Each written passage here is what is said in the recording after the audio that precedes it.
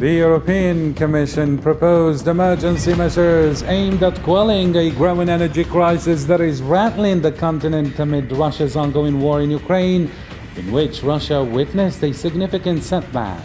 So is this a turning point in the conflict, and how will Moscow respond?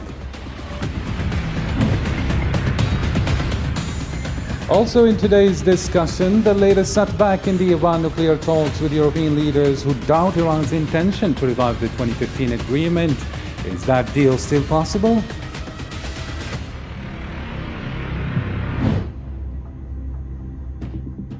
Also in today's special coverage focus, Russia's President Vladimir Putin told Chinese leader Xi Jinping earlier that Moscow backs Beijing's One China policy and opposes provocations by the United States in the Taiwan Strait and values China's balanced position on Ukraine. This is All 24 News special coverage.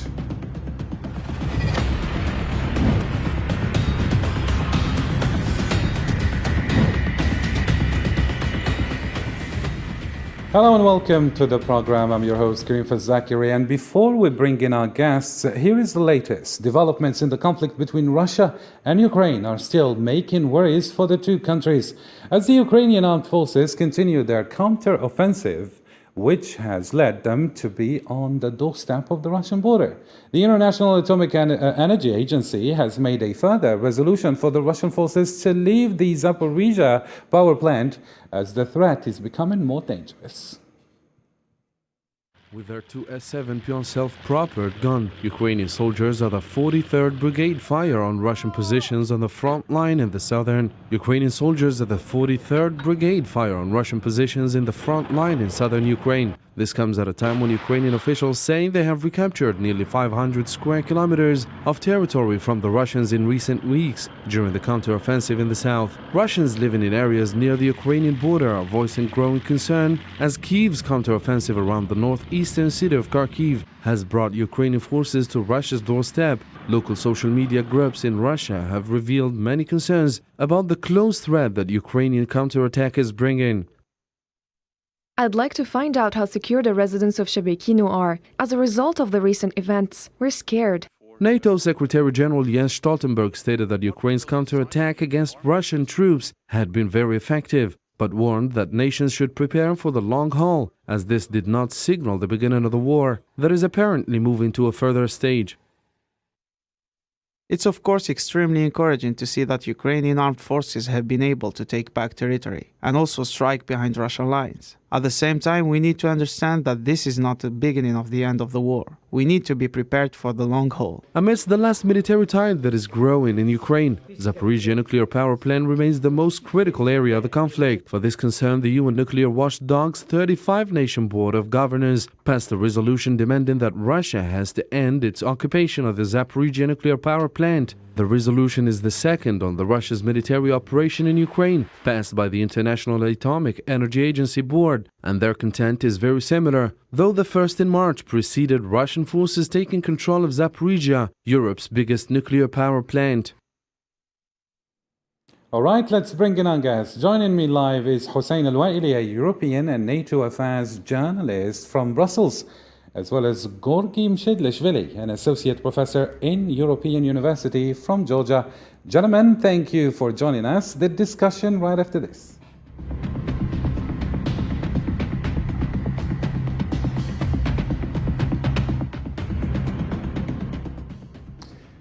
The war in Ukraine had significant repercussions, on top of which is the energy crisis. And here, let me bring in Professor Hossein Al-Waili. Professor, could you tell us, Ukraine says it has regained territory across several regions, which is a significant setback for Russia. Can we deduce that this is really a turning point in the conflict? And how, according to you, do you think Moscow will respond? Is this just an opportunity for Moscow to regroup itself? As the Secretary General of NATO, Stoltenberg, said, actually, this is not end of the war. So this is just tactic between Russia and Ukraine. At the same time, Ukraine actually has got some great support from Poland, from European side, from United States as well. So new technique, and at the same time, there is some group actually to associated with the Ukrainian army. And at the same time, I mean, on Russia side, they have a new strategy. What is the strategy? Actually, I can't say this is just military strategy. Maybe they will pull out from the territory, and after then they will go another things or another. I mean, another corner. It is very important. More strategy for Russia.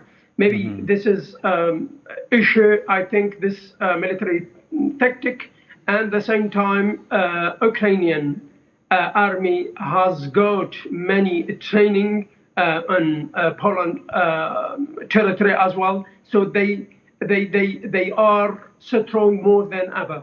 So that's why I think it is very important. But this is not end of the war. This is just actually technique between Moscow and Kiev, and technique between Moscow and NATO.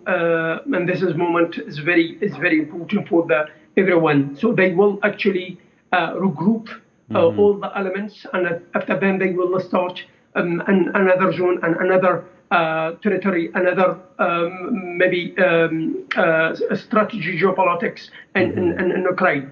Very nice indeed. Then, Professor Gorgim Shidlishvili, do you agree with our distinguished guest? Is this just a back and forth tactic between Ukraine and Russia? And how have Ukrainians been able to make these breakthroughs and remarkable advances so quickly? Were it not for Western support, this wouldn't have been possible. I mean, according to some analysts. And this question in particular is really important because some analysts wouldn't really agree with that. I mean, Western military support is indeed what is helping Ukraine right now regain its occupied territories. Good afternoon. Thank you very much for the invitation. Thank you. I would agree partially kind of with the distinguished guest that yes, the change of the tide of the war is significantly conditioned by the Western support, by the lavish and continued Western support for the Ukraine, but also it is the matter of the very hard Ukrainian resolve. Most of the people who do not leave the country, they fight with huge determination because they're defending their own land. So, well, it remains to be seen whether the current dramatic change of the tide is the beginning of the end of the war. It is the breaking point, or it will be like a roller coaster. Obviously, Russia still has the resources. The resources are depleted, significantly depleted, but still they can mobilize their population. They do not want to resort to that step, but it seems that they will have to. Otherwise, the continued Western support and current technological superiority of Ukraine, despite the significant disadvantage in the manpower and in the population. Well, in Ukraine is just 45 million people as opposed to Russia's 140 million. And well, it remains to be seen what will happen in the future. So my hope that Ukraine will continue regaining the territories and liberate all the lands that had been occupied by Russia over the past 8 years, particularly the Donbas region and the adjacent regions, and let alone the Zaporizhia nuclear plant. It is really very sad to see that Russian Federation resorts to very lowly tactics of international blackmail. But, so for several months, it blackmailed the poorer countries by withholding the grain and wheat. Okay, given the fact that Ukraine is a significant exporter, and now resorts to this nuclear blackmail. So obviously, it is a time for the Ukraine and the Western world to put an end to these excessive Russian ambitions, and well, to say, like metaphorically, shorten the hands of the Russian expansionists. But Professor Gogi, this seems a far-fetched dream, especially bringing in soaring energy prices. European countries are facing an unprecedented gas shortage, and leaders have contingency plans, as they have announced. But are they really enough to get through the winter? And will the EU put in place a long-term energy strategy amidst all this back and forth, tactics between Ukraine and Russia? We see a lot of people are complaining about inflation and and the high soaring energy prices, either in the EU or in the US, do you think that the West is going to be able to continue funding, let's say, Ukraine and backing it? It seems that the West has been reaping what it has been sowing for several years. It had been kicking the bucket, kicking the game without any meaningful policy with Russia. So the dependency on Russian energy had been exorbitant. And unfortunately, when today Europe wants to end this excessive dependency, it pains. Of course, it has to go through a painful procedure. Yes, Germany and some countries decided to lessen the dependency very abruptly. Of course, it's a very risky decision, and Germany is in for a very long and cold winter. So I had been in Germany a few years ago, and on several occasions I have seen in several public buildings and like restaurants, several places, they already ration the natural gas for their functioning. So far, it's not painful because the weather is warm and the consumption is not big. But in a couple of months, in 2-3 months, the crunch of the energy crisis will hit very painfully Germany and several other countries. Yes, United States, some other countries can partially replace the shortages caused by the abrupt reduction of the exports from Russia, but partially this seems to be an operational word. Yes, the shortages will be visible, but again, very unfortunately, this is the result of a very erroneous and consistently erroneous politics of many European countries to increase their dependency on Russia without realizing that at some point the behavior of Russia and therefore the demand of their own population will be to cut the ties and to reduce the ties maximally with the Russian Federation. Very nice indeed. Particularly in the energy sector. And Professor Hussein Al-Waili, if we are going to talk about the mistakes of the West and the errors that these leaders have been, committing repeatedly, and we see that all these errors are just dragging the war even further, and we see that the European Union saying they will back down from imposing a cap on Russian gas prices. I mean, the EU will go ahead with taxing the surplus profits of energy companies, but then why would the EU retreat from their decisions every single time? We see that they have imposed many sanctions that backfired on them, and now it's this energy cap. How do you think, according to you, explain EU member states that import large amounts of gas from Russia, including Hungary and Slovakia, speaking against this measure? And is there a better way to curb surging prices, among other calamities that came with the war? Actually, yes, indeed. There is division actually between member states. For example, all time Hungary and Bulgaria as a member, all time they refuse actually any decision taken by European Commission. And at the same time, there is not one unity in this case. In this case, in energy case, or put more. Sanctions on Russia. So that's why there is not actually. This is a status on the geopolitically. It is very dangerous. Why? Because Hungary is not on the sea. There is not any pool in Hungary. So that's why they need actually to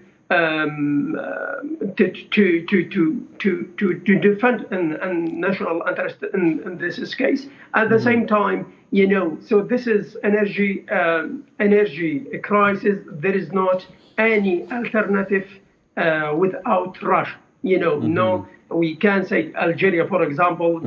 It is a great example. Qatar as well, a great example. But the quantity is more than expected here in Europe. So that's why the people they want actually.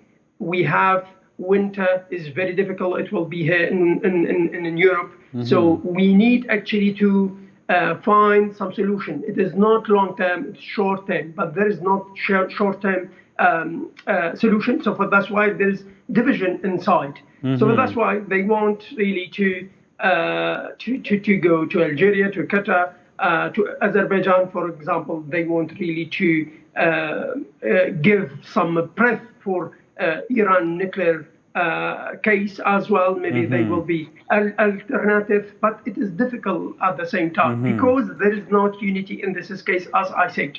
Yes, and maybe perhaps one of the difficulties, and here Mr. Gorgi can perhaps comment on this. We know that the US and the West, as many analysts argue, depending which background they represent, they say that they have nothing to lecture Russia on when it comes, or any country that the West considered as a lawbreaker, when we see how they handled Syria, Iraq, Libya, Afghanistan, and so many other examples. And here they fail miserably when they impose sanctions, and we see that it is backfiring on them, and on top of which is the energy file, Mr. Gorgi. Yes, unfortunately, the policies of the Western countries have been noting for inconsistencies and lack of planning. And we see it also in the crisis in Ukraine. Well, one had to anticipate a similar move on the part of Russia, which is so intent on restoring, well, what used to be the Soviet Union, or like mass stability, to gain as many lands as possible, as much land as possible, that it has to be expected, and therefore it has to be anticipated. There should have been like plans A, B, and C, but they are none. And this is like very unfortunate. We could see, unfortunately, this is a lack of planning, and one can see that over the past decade or two, generally, many Western policies, some of them actually, like when intended, they lack strategic planning. And this lack of strategic planning and lack of consistency, unfortunately, backfires oftentimes. And like the Ukraine crisis is just one case in point. But on the other hand, I would say kind of the generally, like to see the big picture, this desire of the many Western countries and European Union, European Commission, this is to mitigate the crisis and to somehow like punish Russia for its excessively expansionist and very aggressive and like pretty much neo-imperial moves. Very nice indeed. And here, Hussein Al-Waili, can we say that the bottom line here is that we see that the EU member states are divided, and the Commission, which is responsible for drafting EU legal proposals, is pursuing measures that unite the bloc, more or less.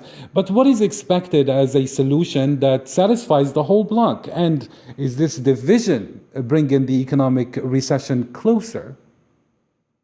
So as said van der Leyen, the president of European Commission, actually they will reform energy market, and at the same time they will gain more than 140 billion euro per year by energy companies. So that's why there's two wars actually. One war against Russia and another war, I think, with energy company here. So that's why the European Commission and the European Union, they don't want actually the people, or European peoples actually, European people, they will be as a victim in this as well. So that's why they want really reform energy sector, energy companies, and after then they will give some temporarily solution, as I said. For example, they will use nuclear Pacific for electricity, and a classic way to provide electricity and other needs here in Europe. So that's why they want actually to tackle some things, and as short time is not a long time. This is the war actually, the real war with the European Commission. They want really to find short term or short solution to find to get out from this as a crisis. Very nice. And all this lead us to reflect on not only the security of Europe, but the whole world amidst the proliferation of nuclear weapons and a means of bargain for dominance and influence in the world. Next up is the chapter of the Iran nuclear talks.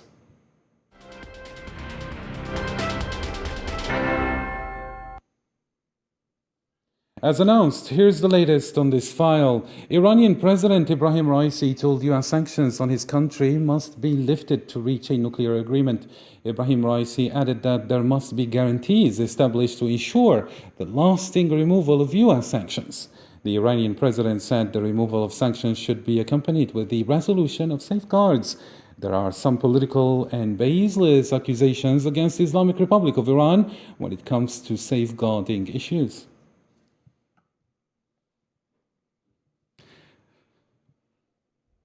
So back to you, Hussein Al-Waili. The latest setback in the Iran nuclear talks with the European leaders say they doubt Iran's intentions to revive the 2015 agreement, which is a charge that Iran denies.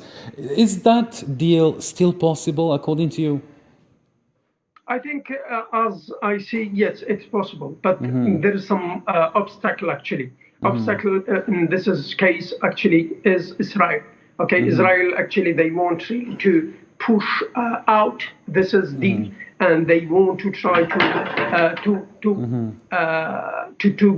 push United States or European side as well. They want to convince a European side actually to no signature on this deal. So it is very dangerous for them. And at the same time, European Union, they won't give some reaction. Maybe it's very net. So I think it is still possible.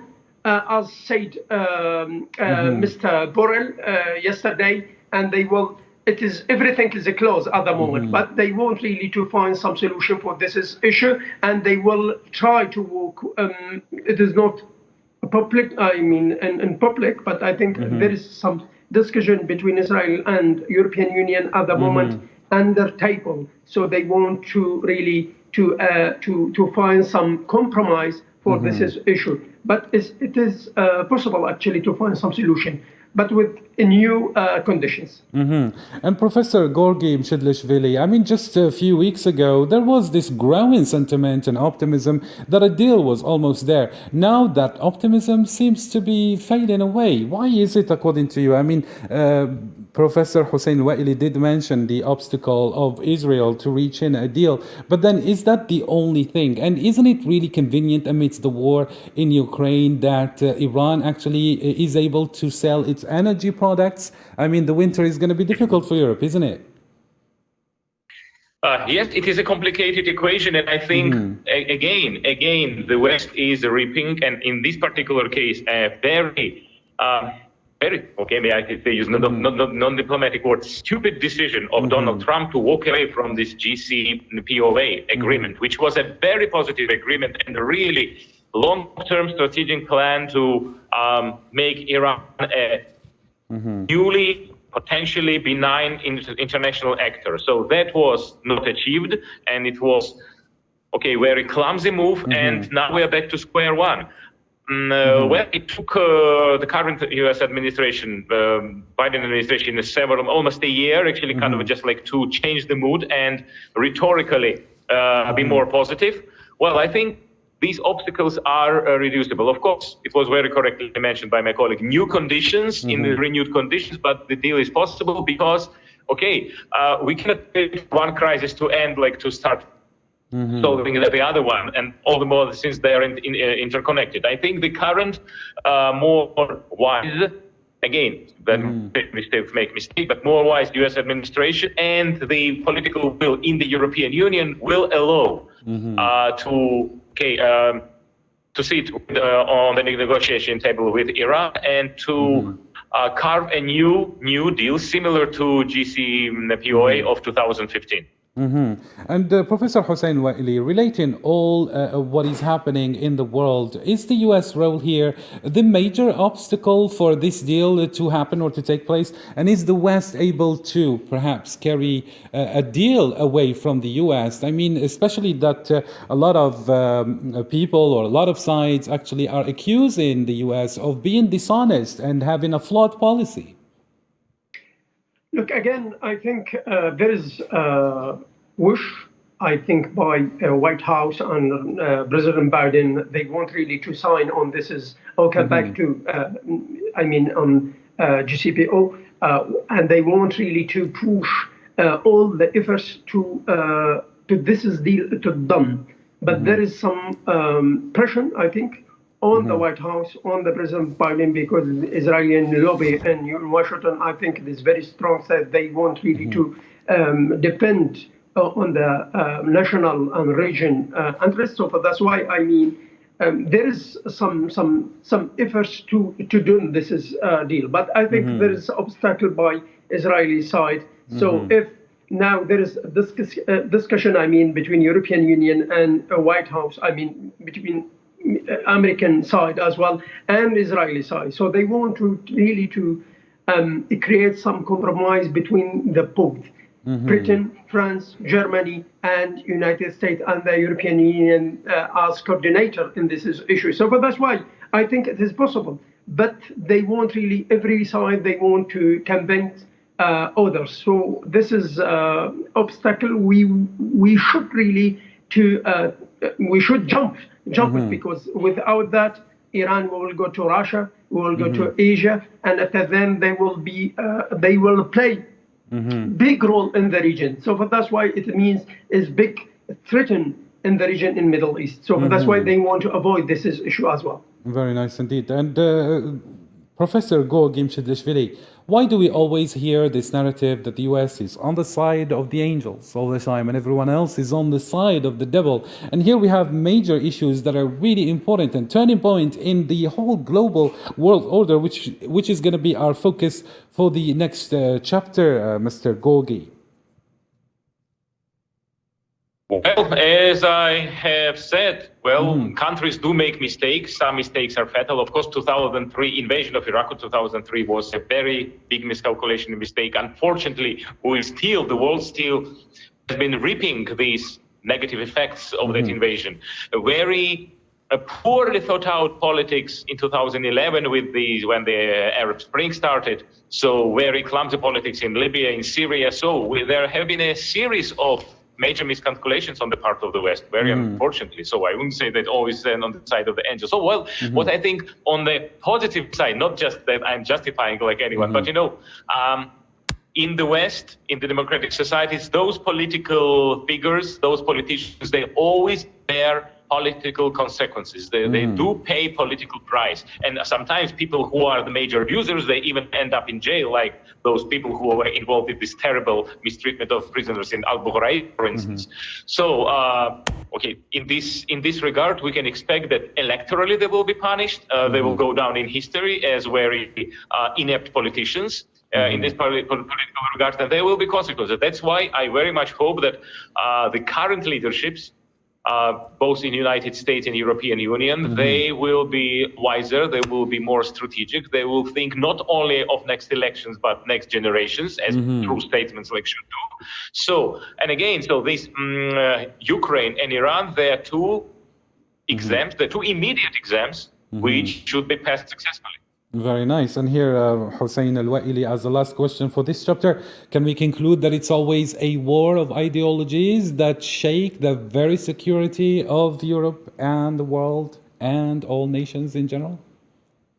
Of course, we are in the challenge actually here in Europe. So we have energy crisis and we have, a war. It is on the border. So it is not easy actually for European peace. Since 70 years. So that's why it is a big challenge for European side. And at the same time, around the world, there is big challenge now. We have Shanghai Cooperation Summit. I think this is a new step to front. I mean, it is very, very, very variable now. So we have challenge between big order. And at the same time, we need actually to find some solution or compromise for everyone. Absolutely, and that's the chapter that we're going to move to, Mr. Hussein Al-Waili. Perhaps reaching a peaceful world requires nations to make a lot of concessions and reach a compromise right after this.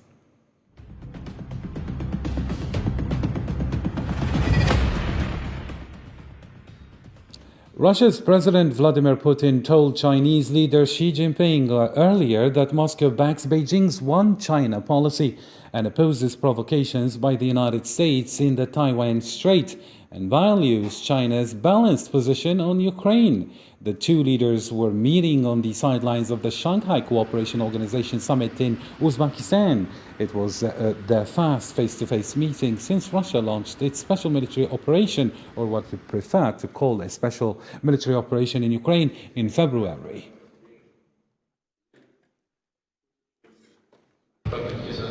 Attempts to create unipolar world have recently taken an absolutely ugly form and are totally unacceptable.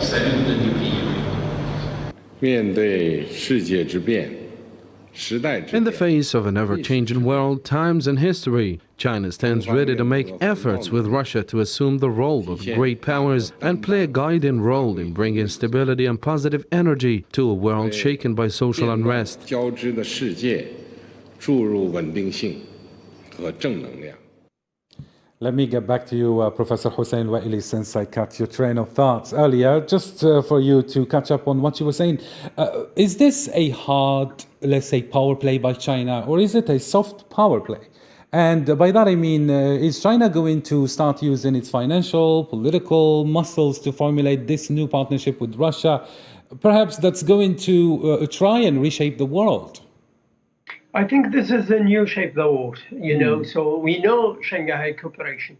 Shanghai Cooperation, it is old since 2001, but yesterday and today as well, Shanghai Cooperation Summit, it is very famous, and we can see it on the TV everywhere. So this is a new step actually. And at the same time, the first time we see Putin and Chinese president actually to discuss on the world and new chapter, and this is really challenge and really challenge for Western countries. I mean, for United States and for NATO as well, but they didn't say it directly. Even if I think a Chinese president yesterday, he doesn't actually mention to United States in the statement from the Putin. So but that's why I mean we are actually, there is some details now, details by details. We have a new world, we have a new faces in the politics and the geopolitics around the world. But by bringing in Russia at this point, Mr. or Professor Mshidlishvili, Russia at this point, let's say, in order to have a regional, at least a regional new order, Russia now is under a tremendous amount of pressure. And if China truly does back Russia, it exposes itself, doesn't it? It does, and it doesn't care. Because even though formally China has stated it is neutral in the current conflict and calls for both parties to be peaceful and like to find a compromise. Well, even neutral position is de facto supporting Russia, and since the trade between the two countries increased by roughly 1/3, and in such areas and oil and natural gas they increased 50 to 70%, it of course shows that China provides economic backing for Russia, would otherwise will be severely beleaguered by the Western sanctions. So pretty much China provides the very welcome for Russia, very welcome respite, basically helping Russia and increasing, therefore contributing to its military potential and the longevity of the conflict. So yes, China doesn't care because they consider that the days of the unipolar world are numbered, and one can see, well, by purely, I would say, like economic, arithmetic terms. So today China is the first economy if you judge by PPP, purchasing power parity. And on this, in the nominal scale, it is second, but okay, it's not very distant second. In a few years, it will catch up with the United States on its in the GDP, nominal GDP. So therefore, we see that like even economically, kind of this is the far from unipolar, and one can see that the countries, more and more countries, want to become the members of the CSO, which is basically China-led. Organization. So but countries Professor like Gorgi, India, Pakistan, Turkey, they are like present either as observers or partners. So therefore, kind of this organization is increasing in its political and economic weight, and it is a real challenge for the West. One can see that. Well, it is the major pole, and most importantly, hostile to the West, which positions itself as an alternative to the Western-dominated world. Yes, but Professor Gorgi, Moscow is going to welcome any kind of support. Let's agree on that. I mean, in this particular time, is the cost of this, let's say, support that Russia is going to have from China perhaps going to be slightly too high? I mean, when Russia used to be or is used to be in the main power, now it feels like as though Russia might be the junior partner in comparison to China. It obviously is. Russia's economy is about 10% that of China. And in terms of the trade, even though the trade is roughly the same, I think Russia even have the advantage. But so the turnover is 20 to 22% of the Russian entire trade. So therefore, Russia is far more dependent on China. But currently, with its very weakening hand, it has very little choice. It has to bulk its political future in China. And of course, China will have some trump cards. And at some point, maybe China will somehow use it. But at the moment, Putin and Russia has to think very short term. At the point, they need it as a very welcome respite from the otherwise economic crunch. Very nice. And Professor Hussein Al-Waili, it seems to many that this is now China's world and we simply have to live in it and there is nothing we can do about it. Is that true? I think it is, but I think at the same time China has a problem. So all the countries, I mean, in Asia has problem. What is the problem of China? Actually has 14 problems of borders with the neighbors. So it is difficult actually to control everything. Now, today, I mean, before 2 days, there is some clash between Kyrgyzstan and Tajikistan as well on the border. So that's why it is Asia. It is very weak. And at the same time, they can actually cooperate on the economy level or security level, but not the same at the same NATO. It is difficult actually. There is not. This is not a convention. This is agreement between the member state of Asia. So that's why it is difficult actually. There is not any constitution between all of them. So, but I think two powers is like Russia and China. It is a big challenge for Europeans, for NATO, for the United States as well in Asia. But Hussein Waili, you might agree with me here that one of the key things about China's role when it comes to other countries is law is respected, whoever is in charge of the, let's say, government there. The example, for example, here, we can take Pakistan. China has long been a very good friend to Pakistan, and it hasn't said you need to be a democracy or they shouldn't be a military dictator. It simply dealt with whoever was in the government and whatever military was in power. On the other hand, Pakistan has long complained that the Americans are interfering in their domestic affairs by having this insistence on freedom and democracy. And we can actually set many examples when it comes, for example, to what happened in Afghanistan and the Taliban regime. I mean, the US retrieved from there with a failure, miserable failure, don't you think? I think every country has some mechanism. So China, it is not democracy. Is not the democracy. I mean, has not democracy system. So that's why they are dictatorship. They can actually to cooperate with the devil. So it is easy for them. But for Western countries, for example, United States, they have the minimum, if we can say that. So they have human rights, they have syndicate, they have some people against actually the border issue around the world. So that's why I mean they can't cooperate with everyone to shape a new region zone. This is not a new world, but region zone. Because China has not actually ambition go out, just in Asia. This is but at least perhaps this bloc could actually get stronger. Let me ask this question to Professor Gorgi Shidlishvili, since we don't have enough time actually to just wrap it up. Is that feature or key points that we just mentioned earlier with Hussein Waili something China that is going to lean on?